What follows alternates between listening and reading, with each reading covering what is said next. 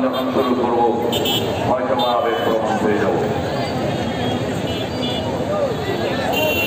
2015 সালের 10ই মার্চ রাত সকল বিচার ব্যবস্থা কায়েম হবে ইনশাআল্লাহ।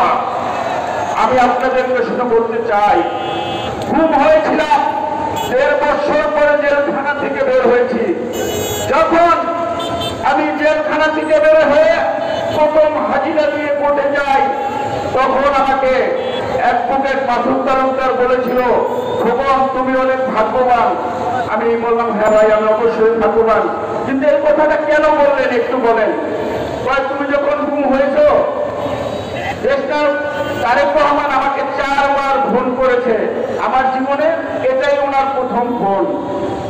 তোমার জন্য উনি 4 বার ফোন করেছে, বলছে আপনি ডিবি অফিসে র্যাব অফিসে যান, আপনার যদি কোনো ক্ষতি হয় আমি দেখব, কিন্তু আপনি খোকনের জন্য চেষ্টা করেন, খোকনকে আমরা কিভাবে ফেরত পাবো সেই চেষ্টাটা করেন বন্ধুরা আমার। তার পরবর্তীতে আমি যখন হজে যাই, তখন বিএনপির সভাপতি